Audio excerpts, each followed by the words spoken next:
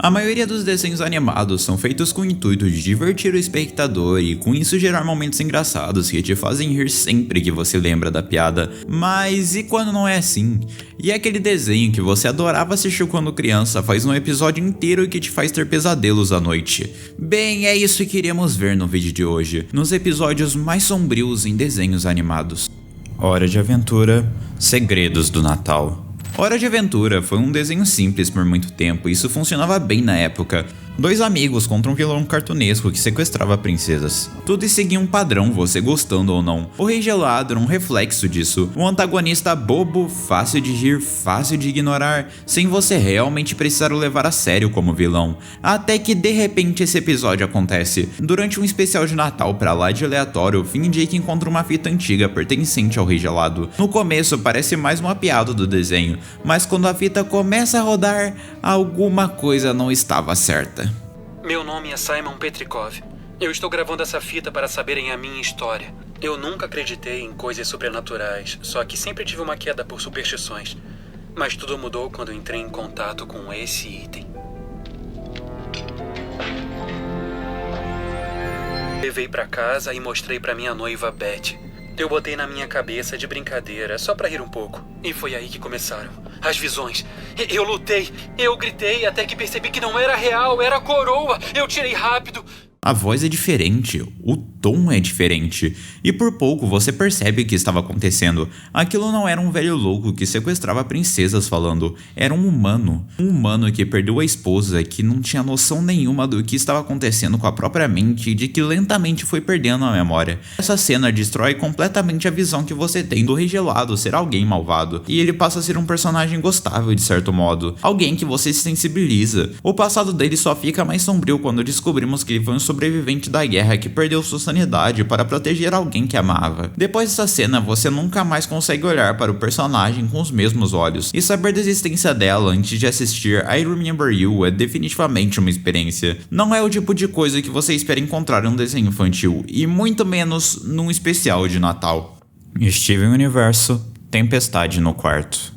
Que a Rose é uma pessoa questionável, isso é fato. Seja você do time que defende ela até a morte e diz que o desenvolvimento dela foi contado ao contrário, ou do time que a condena pelo que ela fez com a Spinella, você consegue entender que a personagem foi feita justamente para ter essa discussão. Agora, um dos maiores impactos que a Rose fez com suas ações indiretamente com certeza foi com o mental do personagem, que é o Steven. E isso começa a ser explorado justamente nesse episódio. Aqui o Steven fica com alguma tristeza depois de ver o quão legal é a relação de mãe e filha entre Connie e sua mãe. Por isso ele decide ir até o quarto e pedir para o quarto imaginar como seria se a sua mãe ainda estivesse viva. E dito e feito, o quarto realiza e entrega sua mãe ao Steven. Eu genuinamente acho os momentos em que a Rose aparece bem confortável nesse desenho. Dá uma felicidade genuína em ver o Steven tendo um dia bom com a sua mãe. Mas daí o momento estranho acontece. Steven tenta tirar uma foto, mas percebe que tudo era uma ilusão do quarto. Mesmo sabendo que aquilo não era real, isso é realização por Steven, de que tudo aquilo que ele estava vendo da Rose era na verdade como ele queria que a Rose fosse. Você prendeu o Bismuto dentro do leão, porque ela queria estilhaçar Gems e você não contou pra Garnet nem pra Pérola. Mas aí você estilhaçou o Diamante Rosa. Agora todo o planeta Natal odeia a Terra, e as Crystal Gems, e a mim. Você botou todos em perigo e depois sumiu! Ah! Eu sei quem você é! É uma mentirosa! Pensei que não quisesse machucar ninguém, mas você machucou todo mundo! Ele começa a ter um ataque e culpar a Rose, dizendo que ela só abriu mão da sua vida para culpar outra pessoa e que ela machucou inúmeras pessoas durante a série. O Steven fica dividido sobre o que pensar da sua própria mãe e depois da sua explosão, o quarto se acalma. Rose começa a dizer que aquilo não era verdade e na própria fita que ela tinha deixado ela falou quanto amava o Steven. O Steven entende a sinceridade e sai do quarto. Isso não acaba de jeito conclusivo, a discussão de se a Rose foi ou não uma boa pessoa continuaria muito nessa série, mas eu acho bonitinho ver como esse episódio acaba, pelo menos. Agora, deixando o problema familiar de lado, acho que podemos ir para um episódio que realmente me deu medo de dormir à noite. Anfíbia, Uma noite no hotel. Até esse momento do vídeo nós assistimos episódios com temas relativamente simples, mas agora imagina que você está perdido no meio da estrada. Pra piorar, começa a chover insanamente e você é obrigado a entrar em um hotel que você nunca viu. Mas quando você estaria comemorando por achar um lugar, você descobre que os donos do hotel são canibais que estão armando um plano para comer você e toda a sua família. Meus amigos, esse é um plot de Uma Noite no Hotel em Anfíbia. Aqui Annie, Hop, Sprig e Polly acabam ficando presos em um hotel no meio do nada. Mas sabe aquela sensação de quando você estranha que algo é muito bom para ser verdade? Eu não sei se é pela atuação dos hospedeiros do hotel ou pela falta de música nessa parte, mas acho que toda essa entrada dá uma aura muito sinistra pro episódio. O que assusta aqui é a Polly tentando brincar por alguns minutos, mas nessa distração todo mundo é capturado pelos canibais e fica a manos da Polly tentar salvar o dia.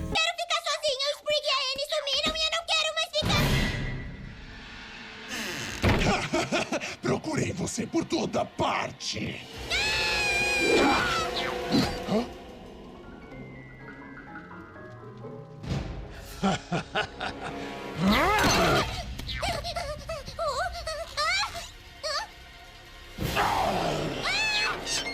Essa sequência realmente me assusta, ainda mais com os sapos discutindo quem eles vão comer na sequência e tentando cozinhar os planters. Felizmente, com o decorrer do episódio, Polly consegue salvar o dia e dar um jeito de escapar com todo mundo, e a Annie explode o lugar ao misturar bicarbonato de sódio e vinagre. Entretanto, sem antes muitas outras famílias de sapo terem sido comidas pelos canibais, como vemos com os caracóis no final do episódio. Pensar que todos esses caracóis nunca mais vão encontrar seus donos é algo assustador.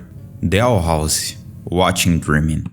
Acho que algo que muitas vezes diferencia desenhos de séries mais adultas é que dificilmente temos protagonistas morrendo em desenhos. Até porque o show precisa abranger um público mais geral e ver o personagem que você se identificou o show inteiro morrer é definitivamente algo complicado. Agora, um dos protagonistas morrer na nossa frente, sendo desintegrado completamente pelo vilão, é algo que eu definitivamente não esperaria ver um desenho, e eu fico surpreso por ter acontecido 2 vezes em menos de 2 anos. No episódio final de The Owl House, Luz está em seu confronto final para encarar o Belus, que para você que não sabe é basicamente o vilão da história inteira. Ele é o mais puro mal em pessoa. O que acontecia é que o Belus estava muito poderoso. Ele tinha possuído o Titã e isso deixava incomparável a qualquer outra força do desenho. Lá pelas tantas, Luz tenta salvar o colecionador, mas acaba recebendo um ataque muito poderoso, e isso acaba resultando em um dos momentos que eu mais chorei por algum tempo.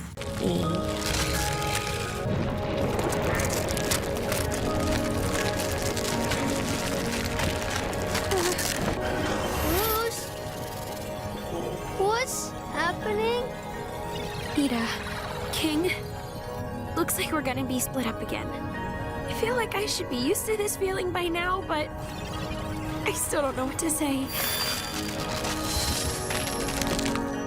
O mais bizarro é ver a reação das pessoas ao acontecido. O coletor, que não entendia o conceito de morte, fica confuso achando que conseguiria consertar. E The King ficam irritados e perdem o controle, claramente querendo descontar aquilo no Belus. Mas a reação que mais me pegou no momento foi a mãe da Luz, que ainda estava presa como boneca do coletor e não tinha controle dos seus pensamentos. Mas com os glifos de luz passando por perto, ela sente o acontecido e solta uma lágrima. Uma lágrima de quem realmente sentia muito pelo que aconteceu. Quando o coletor percebe o peso da morte para um mortal é ainda mais tenso, tipo, ele percebe que não tinha como voltar atrás. Felizmente, Luz acaba retornando depois de conversar com o pai do King. Esse diálogo só adiciona mais camadas de bizarrice desse episódio, com a Luz se revelando uma personagem mais profunda e até um pouco mais obscura, quando ela diz que a sua verdadeira vontade era deixar o coletor morrer por ser muito irritante.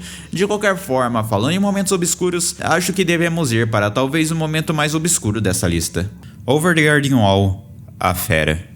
Over the Garden Wall é cheio de momentos sombrios, mas evidentemente os momentos que mais te dão uma sensação de estranheza são quando a Fera e o lenhador estão em cena. Por isso eu precisei abrir uma sessão para esse item e falar de 2 momentos, porque eu pessoalmente acho que eles se complementam muito bem. Esses momentos são a conversa entre o lenhador e a Fera no final do episódio 4 e os sons da lanterna escura e os últimos suspiros da Fera no episódio final. Começando pelo episódio 4, aqui nós temos a revelação da Fera. Ela começa a ameaçar o lenhador pedindo para pegar o seu lampião de uma maneira um tanto quanto amedrontadora. Nesse momento a gente ainda não sabia direito, mas conforme a série passa, nós percebemos que tudo que o lenhador fez e faz é tentando manter a alma de sua filha viva durante o desenho. Por causa disso, ele é obrigado a passar uma vida toda caçando aquela tina preta pela floresta, que mais tarde é revelado serem almas de pessoas que se perderam na floresta. A coisa fica ainda pior nesse episódio final. A fera se demonstra manipulativa e captura Greg. O Urt assim precisa fazer a maior reviravolta para salvar o seu irmão nessa escuridão que é a floresta. A fera derrota o lenhador e pede para o Urt entregar o lampião para a fera, manipulando o Urt do mesmo jeito que tinha feito com o lenhador, tentando colocar a alma do Greg dentro do lampião. Da maneira que essa cena ambientada, a única sensação que eu conseguia ter era medo. As long as the flame stays lit,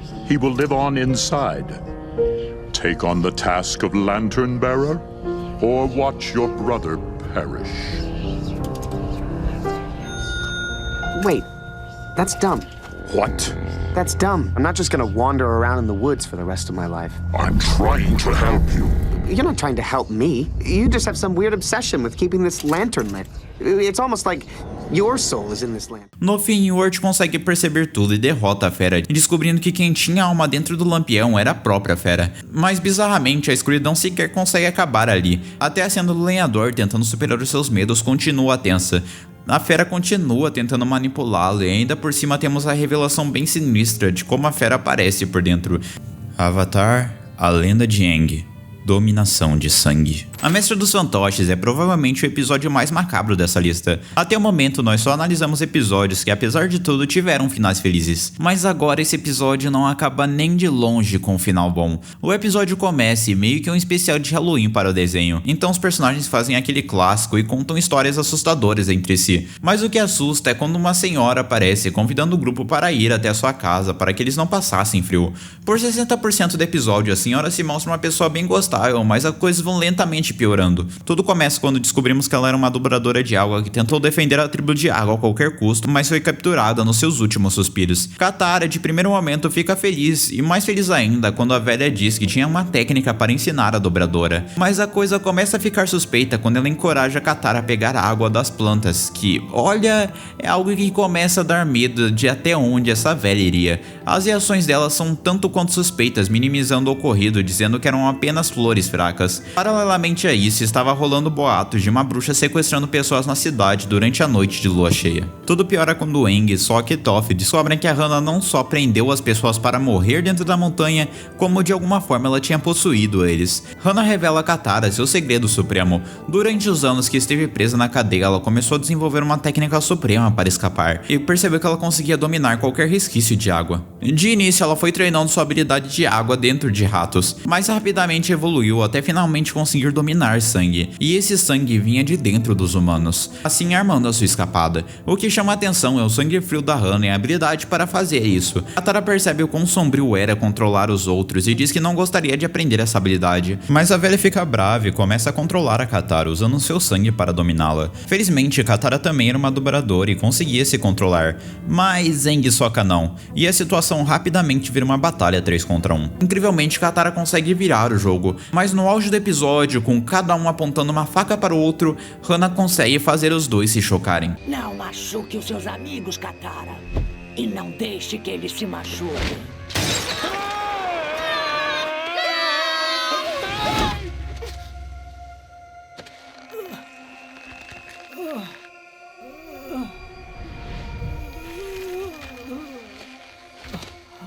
Todo esse final é muito macabro, e eu não consigo acreditar que esse episódio simplesmente passou. Eu sei que Avatar por muitos momentos é um show mais adulto, mas aqui nós temos analogias para torturas, anos passando acorrentada, dominação de sangue e um legado que a Katara terá que viver controlando para não fazer a dominação de sangue cair em mãos erradas no futuro. Jovens Titãs Haunted. Durante boa parte de Jovens Titãs, Slade é tratado como o pior pesadelo possível para Robin. Ele não é só um vilão forte, como ele é também um obsessivo manipulador e sabe exatamente onde machuca mais. E depois de um certo ponto na série, os Titãs finalmente acreditam que Slade morreu. Mas Haunted existe para provar que, pelo menos para Robin, o trauma não acabou ali. Robin vê Slade novamente andando pela floresta como se nada tivesse acontecido. Ele tenta atacar, mas Slade escapa e deixa um aviso ainda pior. 3 dispositivos foram plantados e vão causar um terremoto. O problema é que quando os Titãs vão investigar, nada do que o Slade falava realmente existia. A partir daí, algo começa a ficar claro para quem assiste, mas não para o Robin. Slade só existia na mente do próprio. Mesmo assim, o medo é real, a raiva do Robin é real, a obsessão que ele tinha para encontrá-lo é real. Robin continua vendo Slade por toda parte. Ele passa a agir de forma agressiva e desconfiada, se afastando de seus amigos. Meu momento favorito do episódio é quando Robin fica desesperado, culpando a Stellar e perguntando por que ela não parou ele. Ela, por sua vez, afirma que nunca viu Slade naquele momento. Robin então decide enfrentar Slade sozinho, mas o resultado é humilhante, e Slade o derrota com extrema facilidade, como se estivesse brincando. Quando os titãs chegam para ajudar, Slade simplesmente desaparece outra vez. Robin perde o controle, ele estava exausto, paranoico e agressivo. Stellar é obrigado a nocauteá-lo e ele acaba sendo levado ao hospital. Mas nem ali ele tem paz. Sozinho no quarto, Slade aparece de novo, e dessa vez o episódio fica ainda mais perturbador. Ravenna chega a entrar na mente de Robin e ela consegue ver o Slade pela visão dele. Slade não era real para mais ninguém, mas para Robin ele era completamente um inimigo. A partir dali o episódio vira um verdadeiro pesadelo psicológico, e Slade continua aparecendo, provocando, agredindo e quase matando Robin. O Robin simplesmente não conseguia acertá-lo, aquilo era um trauma se manifestando para ele. No final, Robin percebe que Slade só o perseguia quando ele estava no escuro. Com isso, ele consegue enfrentar o seu medo e consegue momentaneamente vencer aquela presença. Mas o episódio não acaba de forma tão tranquila. Cyborg descobre que a máscara do Slade continha resíduos químicos que causavam alucinações. E um último detalhe que deixava tudo ainda mais sinistro. O episódio termina insinuando que o Slade poderia voltar no futuro, mesmo depois de todo esse terror psicológico. Mas bem, eu acho que por hoje é isso. Muito obrigado por me ouvir até aqui. Valeu mesmo por serem incríveis. Eu te vejo no próximo vídeo. Tchau!